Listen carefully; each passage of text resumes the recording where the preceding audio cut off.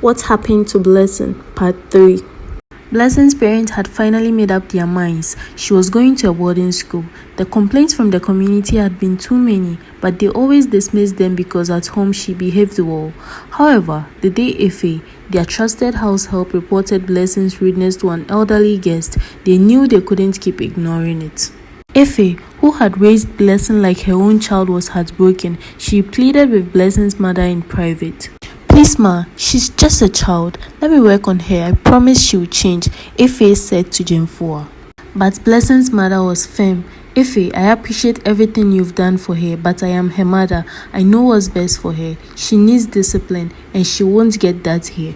Efe shook her head. "If you can't correct her yourselves, no one else will. At school, teachers have so many children to take care of. They won't give her the attention she needs." Still, her words meant nothing. Blessing's father has already made the arrangements, and within days, she was sent away. On the way to school, Blessing sat in the car, arms crossed, staring out of the window, refusing to speak to her parents. She felt betrayed. How could they do this to me? I'm their only child.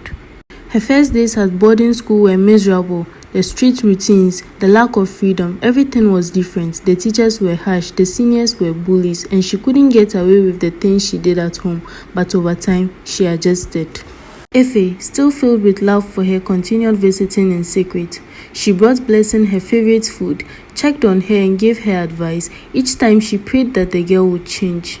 At school, Blessing met Tamarind, a senior in primary 4 while she was in primary 2.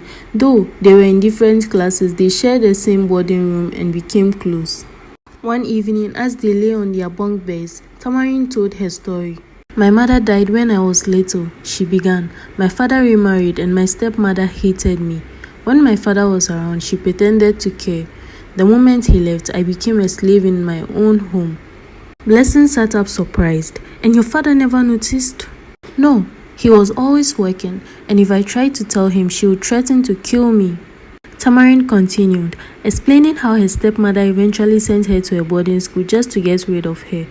Blessing was shocked. "So you never want to go home?" "Never.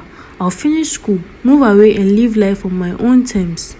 Her words lingered in Blessing's mind. The idea of living independently fascinated her.